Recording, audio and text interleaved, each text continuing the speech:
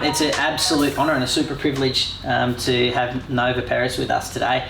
It's been something with across our social media, a bit of a guess who's coming in today, and I think they'll be absolutely shocked to see you sitting here with us. But from Icon's point of view, it's very exciting for us as a brand, and thanks very much for joining us. Yeah, thanks for having me. You've just skipped down from the top end. What do you got on the plans at the moment? Yeah, I've come down to visit my son Jack Peris, who was recently drafted to St Kilda. So I thought I'd pop down here and see him, and yeah, just like a young new AFL player, just sort of still finding his feet, and he's going exceptionally well in training. Just some other stuff that we had to sort of help, nothing like a mum to come down and help the young fella out. But yeah, it's been an incredible journey for my son. So very excited just to come and pop in and say g'day to him. I think he's got the right person behind him, someone who's been through the heights of sport to the pinnacle. He's got a lot to live up to, but I'm sure by the sounds of it, he's going to do pretty well. So that's excellent. Thanks again for joining us, and it's probably just a little bit of a discussion. The Nova Peris Foundation. So that is something that Icon Sports, we've had a bit of a chat. You've got a good friend up in the Northern Territory who's helped sort of collab this. Yeah, just a bit more of an understanding around it, empowering young Aboriginal people in their communities. Yeah, I guess more so now with COVID, we've seen the how difficult it is with food security. Even up in the Northern Territory at the moment, the roads are flooded, so we've got a big food supply problem up in the Northern Territory, in Darwin, because the trucks can't come up. So it's like, okay, well, how do we become empowered ourselves? And so a couple of years ago, when COVID hit, I went back to Darwin, saw a lot of the mobs in communities saying we've got a big problem with food, we can't go out and things can't come in. So that's the basis of my foundation. I've set it on the principle of agriculture technology, which of course not only can feed an entire community of 300 to 400 people, but creates jobs and self-determination. So it's the food security. So I've partnered with an amazing company called Food Ladder. So they build it and will work with the community for 3 to 4 years, maybe 5, to build their capacity to say, okay, this is what we call food sovereignty now. And I've also partnered with a company called the Aboriginal Investment Group, which is their main focus is community laundries, and something that we take for granted in urban settings of being able to wash your clothes. That just doesn't happen in remote communities. So, skin problems, scabies is terrible for a lot of these remote communities, and we saw just recently the scabies reduction of 60% over an entire community in 12 months, which is absolutely phenomenal. So two simple things like food security and community laundries, coupled with also micro businesses refurb shipping containers. So I sort of feel in 2022, you go to a lot of remote Aboriginal communities and it's a lot of just government services, and why can't Aboriginal people become determined in all facets of their life? So creating jobs and self-worth and purpose and reshaping opportunities for communities is something I'm very passionate about. Yeah, that's fantastic. I'm just sitting here, I can listen all day. I'm in awe of hearing you speak, and I know that the Australian community have heard you a lot over the past, and it's fantastic to hear. And from our point of view at Icon Sports, we're so happy to sort of play our small part at these early stages. And we have had discussions, obviously, of some future projects that we can sort of go that can hopefully push back and give to the Nova Foundation. So we're looking forward to that. Thank you. Thanks very much. All right. Well, obviously we all talk about it. We can. I mean, I could sit here and it probably bores you every day. 1996 gold medalist. We talk about the Com Games.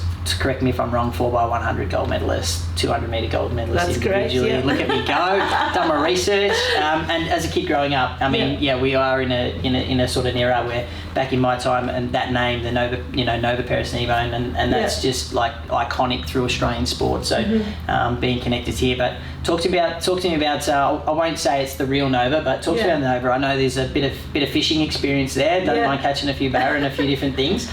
What's the sort of the day-to-day Nova look like? Yeah, I guess as a young kid growing up in Darwin, sports was a big thing. And I had a lot of opportunities. So I dreamt big as a kid. my first dream I had was watching the 1980 Moscow Olympics, and I'm showing my age here, all of 9 years old, and I said to my mum, I want to go to the Olympics one day, and she said, well, you better start training. So, you know, all of 9 years old, saw the 1980 Moscow Olympics, and I wanted to win an Olympic gold medal, and obviously athletics and hockey was a big sport up in the territory. So I guess a lot of people sort of know my history in the sporting space, but I guess also I use this quote, as much as given, as much as expected. And what I found is, you know, my mum was a member of the stolen generation, and so to my grandparents. And I'm here and had all the opportunities that I had was because of their strength and their resilience. And so I sort of felt it's so important to be able to give back. So hence my, you know, establishment of my foundation, going into Parliament, all my advocacy work. It's just a natural thing. I don't know anything different. So to say what's a normal Nova day, I'm up, I walk in the morning, check the emails, what have I got? You know, I do a hell of a lot of public speaking, I do school visits, you know, I do corporate speaking events, you know, I sit on reconciliation boards of Hockey Australia, the Olympic Committee, Essendon, St Kilda. I do so much stuff, and, you know, obviously raising my own kids, and my oldest daughter's 32 now. I've got a grandson who's just started high school.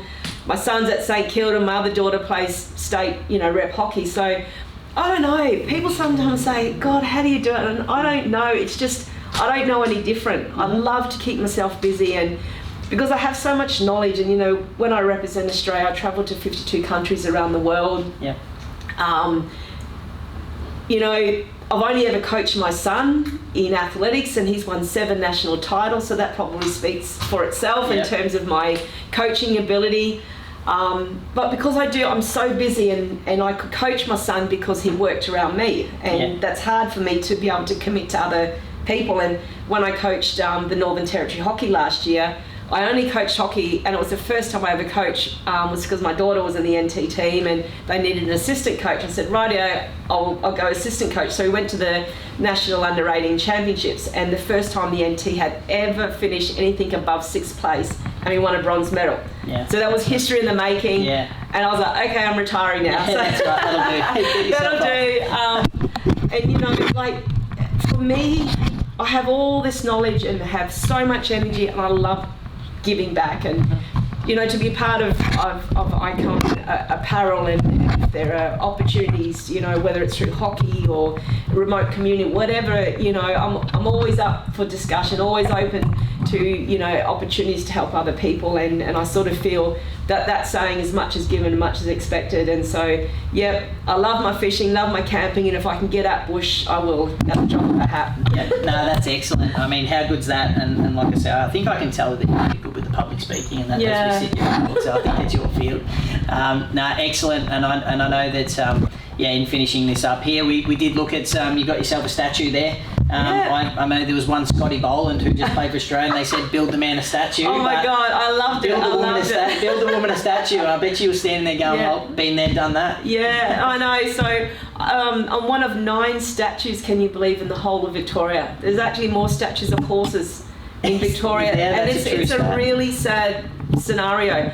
But, you know, there's a saying is you can't be what you can't see. And, you know, that statue that's of me at Federation Square, my hockey stick's on the ground with the hockey ball, and, you know, the Olympic gold medal. And I wanted my statue to be of not only black excellence, but for any person that has lived a struggle but still have dreams and aspirations. Like, you know, my mum was a member of the stolen generation, and she didn't have freedom with education and sports, and neither did my grandparents. And, you know, I grew up in housing condition until I was 10 years old, and, you know, irrespective of the circumstance, sports and education is that closure. It's the closure to equality, and, you know, you can never underestimate the value of sports and education and what that can do. And so I'm absolutely thrilled that I'll be able to be immortalised, and, you know, if people know my journey and my story, and if that gives a bit of inspiration and a bit of hope and encourages people to dream big, then, you know, I think that's excellent. All I can do. Absolutely. I think we could go on all day.